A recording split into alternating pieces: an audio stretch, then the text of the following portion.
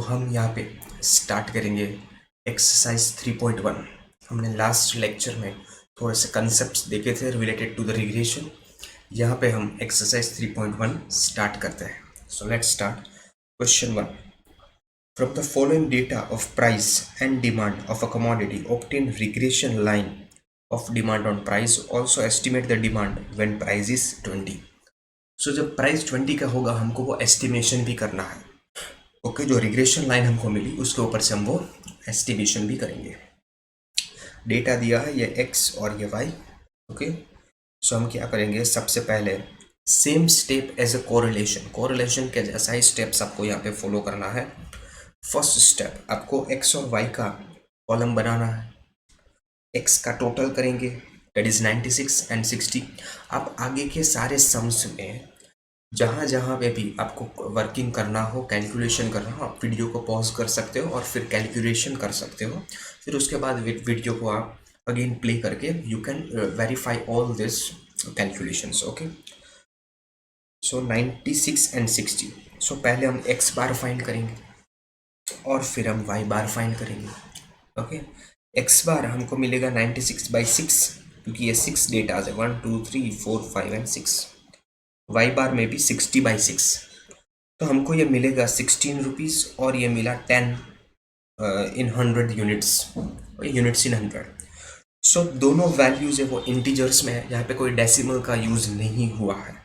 Okay, उसका मतलब हम x minus x bar y minus Y बार वाला यहाँ पे इक्वेशन यूज करेंगे। ओके, लेकिन यहाँ पे जब आप b, पहला एलिमेंट जो है दैट इज b, जब हम b की वैल्यू फाइंड आउट करते हैं, सो b की वैल्यू के लिए हमको चाहिए sigma x minus x bar y minus Y bar, ये तो चाहिए।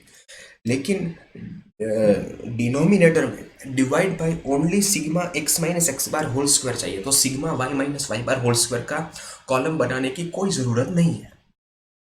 Are you clear? So first column हम बनाएंगे x माइनस एक्स बार हमको मिला 16, तो सारा डेटा जो है यहाँ पे इसको हम 16 में से माइनस कर देंगे, -16। Did you get this? Okay, इसको हम 16 में से माइनस कर देंगे, तो हमको ये रिस्पेक्टिव फिगर्स यहाँ पे मिलेंगे, -4 -2 -1 0 2 एंड 5। अगेन मीन में से जो माइनस करेंगे x माइनस एक्स बार, ऑलवेज उसका टोटल 0 ही आएगा। ओके, पहले भी हमने बात की चुकी। नेक्स्ट y बार, सो y माइनस वाई बार हमारे पास है यहाँ पे 10। सो सारे जो y के वेरिएबल्स हैं जैसे कि 18 12 10 8 7 एंड 5, उसको हम 10 में से माइनस कर देंगे। सो -10, 18 -10, 12 -10, 10 -10, तो इस तरह से हम करते जाएंगे। सो हमको मिलेंगे 8 2 0 -2 -3 -5। ओके, नेक्स्ट स्टेप हमारा रहेगा x minus x bar y minus Y बार करने का। सो ये जो दो कॉलम मिले हमको, इस कॉलम को हम मल्टीप्लाई कर देंगे, जैसे कि -4 × 8, सो हमको मिलेगा -32, -2 × 2 हमको मिलेगा -4, -1 × 0 हमको मिलेगा 0, 0 × -2 अगेन 0, 2 × -3 -6 एंड 5 × -5 दैट इज -25। तो इस तरह से हमको मिलेगा -67। अभी जैसे हमने बात की, हमको सिर्फ चाहिए x माइनस एक्स बार का स्क्वायर, y माइनस वाई बार के स्क्वायर की यहाँ पे ज़रूरत नहीं है, क्योंकि हम लाइन b जो फाइंड कर रहे हैं that is y on x। Okay, y is dependent on x, इस तरह से हम यहाँ पे कैलकुलेशन कर रहे हैं। सो ये x माइनस एक्स बार का जो कॉलम मिलेगा उसका हम स्क्वायर करेंगे, तो हमको मिलेगा x minus x bar whole square, जैसे कि -4 का स्क्वायर तो 16, -2 का स्क्वायर 4, -1 का स्क्वायर 1, 0 का स्क्वायर 0, 2 का स्क्वायर 4, 5 का स्क्वायर 25। फिर इस कॉलम का हम टोटल करेंगे, सो हमको मिलेगा 50। ओके, सो यहाँ पे sigma x minus x bar y minus Y बार में ये जो मिला -67, वो यहाँ पे आएगा, और x minus x bar whole square का कॉलम हमने जो बनाया that is divide by 50। So हमको b की वैल्यू मिली, ये हमको मिला b, that is a slope. इसको हम स्लॉप बोलते हैं या रिग्रेशन कोएफिशिएंट बोलते हैं। सो ये हमको मिला। Next step is to find value of a, that is alpha. So a किस तरह से मिलेगा, y bar minus b x bar. So y bar हमको मिला यहाँ पे 10, ओके। बी का वैल्यू हमने अभी फाइंड किया, that is -134 and into X bar का डेटा है यहाँ पे 16, सो दैट इज 16। सो इसको जब हम सॉल्व करेंगे, आप इसको जब आप सॉल्व करोगे, सो आपको मिलेगा यहाँ पे 31.44 and a is known as intercept, intercept इसको हम बोलते हैं। सो अभी रिग्रेशन लाइन किस तरह से बनेगी, तो regression line y cap equals to, इसको वाई कैप बोलते हैं, ए प्लस बी एक्स हमको करना है। वेरी सिंपल, पहले स्टेप में हमने बी को फाइंड किया था, उसको यहाँ पे रख देंगे, और दूसरे स्टेप में हमने ए को फाइंड किया था, जैसे कि यहाँ पे ए इज 31.44, तो इसको यहाँ पे रख देंगे। Next is plus B x, लेकिन बी यहाँ पे हमको माइनस में मिला, सो प्लस माइनस माइनस हो जाएगा, इसलिए यहाँ पे प्लस माइनस माइनस हो जाएगा, सो -1.34 एंड x मीन्स हम जब कोई भी x की वैल्यू यहाँ पे प्लेस करते जाएंगे, हमको रिस्पेक्टेड y की एस्टिमेशन या एस्टिमेटेड वैल्यू हमको मिलेगी, ओके। सो ये हम रिग्रेशन लाइन इसको बोलते हैं। Did you get it? अभी उन्होंने क्या बोला है कि भाई आपको x इक्वल्स टू 20 रुपीज़ लेके एस्टिमेशन करना है, सो हम वो एस्टिमेट करेंगे। जैसे कि यहाँ पे if x is 20 rupees, estimate of demand किस तरह से होगा कि y कैप, ये जो रिग्रेशन लाइन है वो हम लिखेंगे, लेकिन यहाँ पे x के बदले हम क्या लिखेंगे, तो कि भाई x के प्लेस के ऊपर हम लिखेंगे 20, क्योंकि हमको 20 के ऊपर एस्टिमेशन चाहिए कि भाई जब प्राइस इज 20 रुपीज़ तो तब कितनी डिमांड होगी, ओके।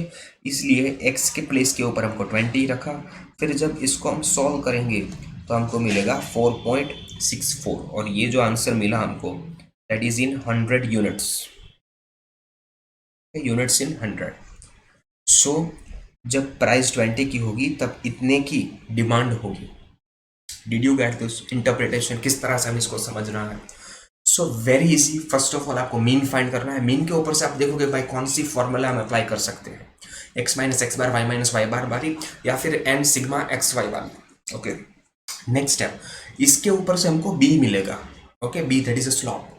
नेक्स्ट स्टेप के ऊपर we will be finding a that is the intercept, फिर हम रिग्रेशन लाइन बनाएंगे that is a plus b into x, और फिर इसके बाद लास्ट में अगर कोई एस्टिमेशन बोला होगा कि भाई एस्टिमेशन आपको फाइंड करना है, तो x के प्लेस के ऊपर हम वो वेरिएबल की वैल्यू रख देंगे, और वो वैल्यू पुट अप करने के बाद जो आंसर मिलेगा that will be the estimation for y, okay.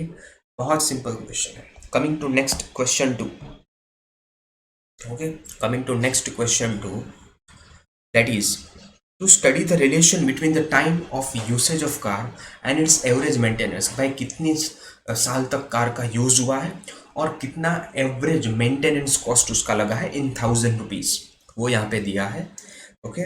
So again आप देखोगे यहाँ पे 6 कार्स है, so n equals to 6, so car 1 car 2 car 3 से लेके कार 6 कार्स का यहाँ पे डेटा दिया है, ओके।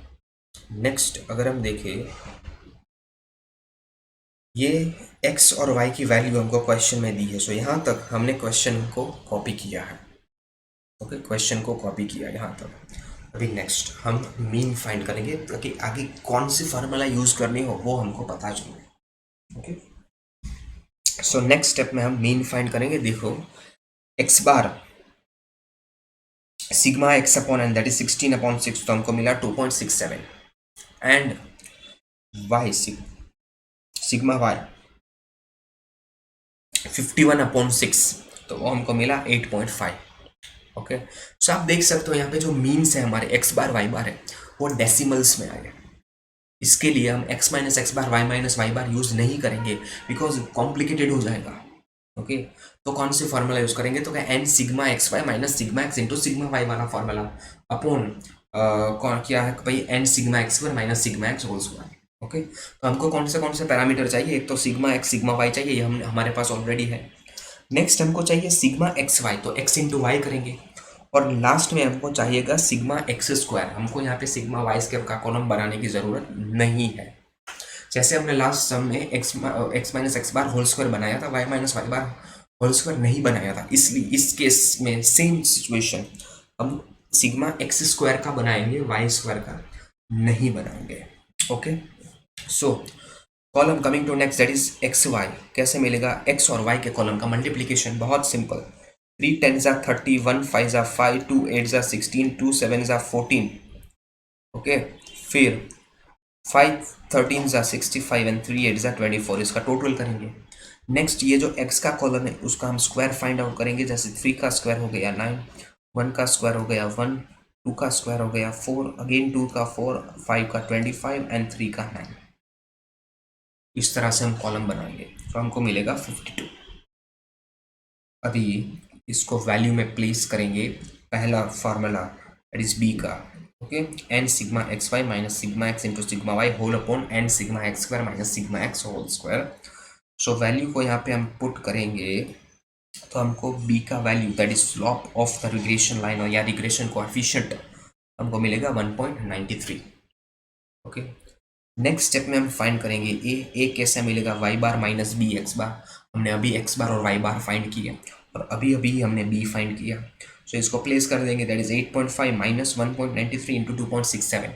तो पहले इसको सॉल्व करेंगे और इसमें से इसको माइनस कर देंगे तो हमको मिलेगा 3.35। ए मिल गया, बी मिल गया, अभी रिग्रेशन लाइन भी बन जाएगी, regression line Y on X equals to Y cap equal to A plus B X. A अभी फाइंड किया 3.35 plus B x that is 1.93, जो हमने यहाँ पे फाइंड किया था 1.93, ओके। ये 1.93 इसको यहाँ पे हम रख देंगे और इंटू एक्स, सो ये हमारा रिग्रेशन लाइन मिल गया। नेक्स्ट यहाँ पे एस्टिमेशन का बोला है कुछ, देखो you have to find an estimate of average annual maintenance cost when usage time is 5 years, means जब 5 years means x का वैल्यू जब 5 होगा तब आपको रिग्रेशन लाइन का एस्टिमेशन y कितना मिलेगा, एंड ऑल्सो एरर फाइंड करनी है, मीन्स एस्टिमेशन में कितना चेंज है। सो देखो यहाँ पे estimation when x equals to 5, y cap is 3.35 plus 1.93x, so x के बदले हम यहाँ पे 5 प्लेस करेंगे तो हमको मिला 13,000 रुपीज़, ओके। सो एरर कैसे मिलेगा? हमने कंसेप्ट में देखा था, okay, Y cap minus Y, Y cap minus Y, so यहाँ पे मिलेगा 13 माइनस 13, 13 माइनस 13, 13 माइनस 13, तो हमको मिला यहाँ पे 0, तो एरर कोई नहीं है, हेंस हम ये बोल सकते हैं ये जो पॉइंट है वो it is fitted regression, it is on fitted regression line. Means हमने जब कंसेप्ट देखे थे तो जब ग्राफ यहाँ पे ये जो लाइन जा रही थी यहाँ पे ग्राफ में, ओके, उस लाइन के ऊपर ही जहाँ पे जब वो पॉइंट्स रहे होंगे तो ये जो पॉइंट है वो इस लाइन के ऊपर ही आया होगा, इसलिए this point is on fitted regression line, okay, इसलिए ही error will be 0। So this was question 2। अब हम आते हैं क्वेश्चन 3 के ऊपर। Question 3, the information of year for a year regarding the average rainfall and total production of crops of 5 districts is given below. Find the regression line of production of crop on rainfall and estimate the crop if average rainfall is 35 centimeter. 35 centimetre का हमको estimation करना है कि भाई x जब 35 होगा तब क्या करेंगे। सेम स्टेप्स हम यहाँ पे फॉलो करेंगे। देखो सबसे पहले x और y का वैल्यू हमको दिया है, हम sigma x sigma y find करके यहाँ पे हम x बार और y बार फाइंड करेंगे। सो x बार हमको मिला 31 सेंटीमीटर एंड y बार हमको मिला 90 टन। उसका मतलब यहाँ पे डेसिमल में वैल्यू नहीं मिली है, सिंपल जो इंटीजर्स में हमको वैल्यू मिली है। सो कैलकुलेशन सिंपल हो जाएगा, इसलिए हम x minus x bar y minus Y bar यहाँ पे करेंगे और नेक्स्ट कॉलम हमको चाहिए x minus x bar whole square का। हमने जैसे फर्स्ट सम में देखा था सेम केस यहाँ पे हो गया। सो फर्स्ट कॉलम बनाएंगे x माइनस एक्स बार का, x बार हमारे पास 31 है तो ये सारे के सारे डेटा को 31 में से माइनस कर देंगे तो हमको ये सारे आंसर्स मिलेंगे, ओके। नेक्स्ट हमको y बार मिला 90 tons, so y minus Y bar means हम 90 माइनस कर देंगे सारे वेरिएबल्स में से। So 84 minus 90, 90 minus 90, 95 minus 90, 88 minus 90 and 93 minus 90 करेंगे, सो हमको ये वैल्यू मिलेगी, okay. Next step is x minus x bar into Y minus Y bar. So this is x minus x bar into Y minus Y बार का column, -6 into -6 that is 36, 1 0 ज़ा 0, 7 5 ज़ा 35, 2 into -2 4 and 0 3 ज़ा 0, हमको मिलेगा 75। Did you get it? Okay. And next हम column बनाएंगे, ये जो x का कॉलम है, x माइनस एक्स बार का कॉलम है, उसका स्क्वायर कर देंगे। सो -6 का स्क्वायर 36, ओके, 1 का स्क्वायर 1, 7 का स्क्वायर 49, -2 का स्क्वायर 4 एंड 0 का स्क्वायर 0। सो इस तरह से हम यहाँ पे स्क्वायर बनाएंगे, कॉलम स्क्वायर का कॉलम है 90। सो जब हम वैल्यू को प्लेस करेंगे b equals to sigma x minus x bar y minus Y bar upon sigma x minus x bar whole square, 75 ये मिला और ये मिला 90, डिवाइड कर देंगे 0.83, this is the slope regression coefficient b। Next step a किस तरह से मिलेगा, x बार y बार हमने फाइंड किया। सो यहाँ पे y bar minus b x बार, okay, y bar minus b x बार, उसका वैल्यू मिलेगा 90 माइनस 0.83 इंटू 31, तो हमको मिलेगा 64.27। ओके, नेक्स्ट रिग्रेशन लाइन कैसे मिलेगी। So Y cap equals to A plus B X, 64.27 plus 0.83x। Estimation पूछा है, जब x 35 सेंटीमीटर होगा तब वाई कैप कितना होगा। So Y cap equals to 64 plus 0.83x, x के प्लेस के ऊपर हम 35 को प्लेस कर देंगे और इसको सॉल्व करेंगे, सो हमको मिलेगा 93.32 tons. Are you clear? So इस तरह से हम यहाँ पे एस्टिमेशन करेंगे। Okay, are you clear about this? देखो बहुत सिंपल सम्स है। Next, the following data gives experience of machine operator and their performance rating. भाई एक्सपीरियंस कितना है ऑपरेटर का और उसका परफॉर्मेंस रेटिंग कौन क्या क्या है, कितने रेटिंग्स है। So calculate the regression line of performance rating और and also estimate having 7 years का एक्सपीरियंस। सो जब x इक्वल्स टू 7 ईयर्स तब कितने रेटिंग उसको आ सकते हैं वो एस्टिमेट करना है। सेम स्टेप यहाँ पे फॉलो करेंगे, ये x और y का कॉलम क्वेश्चन में से कॉपी करेंगे, उसका टोटल निकालेंगे और हम x बार फाइंड करेंगे। हमारे केस में x बार आएगा 10 एंड y बार आएगा 81 रेटिंग्स। ओके, सो यहाँ पे आंसर डेसिमल में नहीं है, इंटीजर्स में है। सो हम x माइनस एक्स बार y माइनस वाई बार करेंगे। ओके, सारे के सारे x के फिगर्स को हम 10 में से माइनस कर देंगे और सारे के सारे y के फिगर्स को हम 81 में से माइनस कर देंगे। सो हमको ये फिगर्स जो आप देख सकते हो वो आपको मिल जाएंगे। आप वीडियो को पॉज करके कैलकुलेशन कर सकते हो, बहुत सिंपल है। नेक्स्ट, ये दोनों कॉलम का मल्टीप्लिकेशन करेंगे, that is X minus x bar into Y minus Y bar.